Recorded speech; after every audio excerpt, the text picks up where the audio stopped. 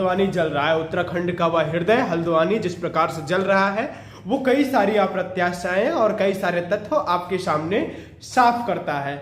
लेकिन उसका जिस प्रकार से राजनीतिकरण किया जा रहा है, जिस प्रकार से समाज में भ्रांतियां फैलाई जा रही हैं, समाज में बहुत सारे इस प्रकार के विचार फैलाए जा रहे हैं जिससे अप्रत्याशाएं फैले और भी हिंसा बढ़े, इसका मैं खंडन करता हूं, विरोध करना चाहता हूं।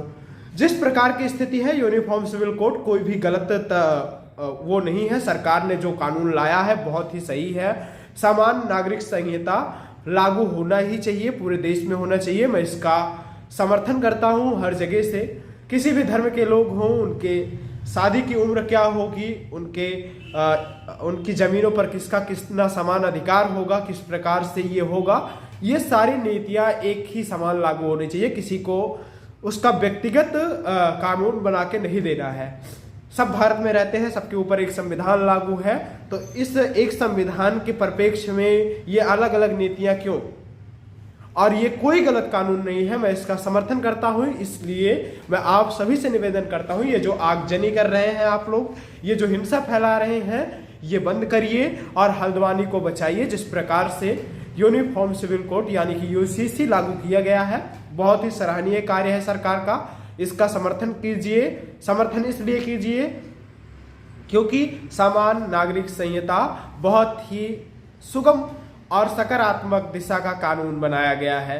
ये कानून किसी जाति, धर्म, लिंग, वेशभूषा आदि इत्यादि के आधार पर किसी से भेदभाव नहीं कर रहा है, न ही किसी का खंडन कर रहा है। लेकिन जिस प्रकार से समाज में समानता का व्यवहार कर रहा है वो बहुत ही सुगम है। मैंने ये उत्तराखंड में जब कानून लागू हुआ तो इसकी सराहना करते हुए कहा था कि न्याय की देवी की आंखों पर जब पट्टी नहीं बंधा होगा तो न्याय की देवी सुगमता के साथ देखकर फैसले कर सकेंगी।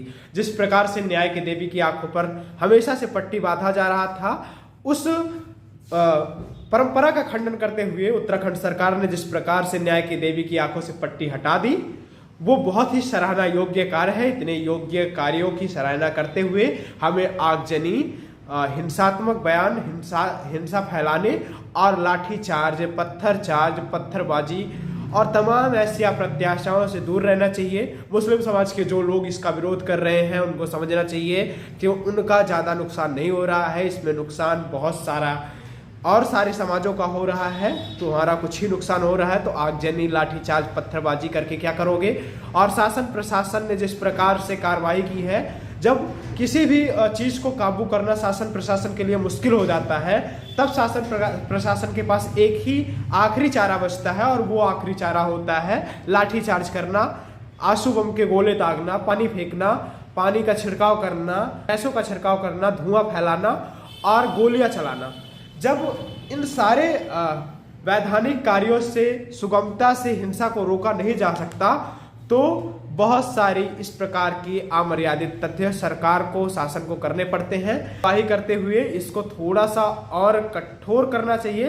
निष्ठुरता की हद तक शासन प्रशासन को अपनी जिस प्रकार की उसकी नैतिक विचार है, उसके विधान है, उनका पालन करते हुए इस पूरे अप्रत्याशित दौर को संभालना चाहिए। हल्द्वानी के लोगों में जिस प्रकार से हल्द्वानी के मुस्लिम समाज के लोगों ने जिस प्रकार से यूसीसी का विरोध किया वो बहुत ही निंदनीय है। ऐसा विरोध नहीं होना चाहिए। यूसीसी बहुत ही लाभदायक कानून है सभी समाज के लिए। सर्व समाज के लोगों को इसको समझना चाहिए और जानना चाहिए। उत्तराखंड जल रहा है, इस पर आप क्या समझते हैं? यूसीसी का विरोध क्यों होना चाहिए? मुस्लिम पक्ष ऐसा क्यों कर रहा है? इन सारी अप्रत्याशाओं पर आप क्या समझते हैं? अपनी राय कमेंट बॉक्स में जरूर दें। आप नेटवर्क उत्तर भारत देख रहे थे, मैं हूँ आपके साथ गौरव विनायक।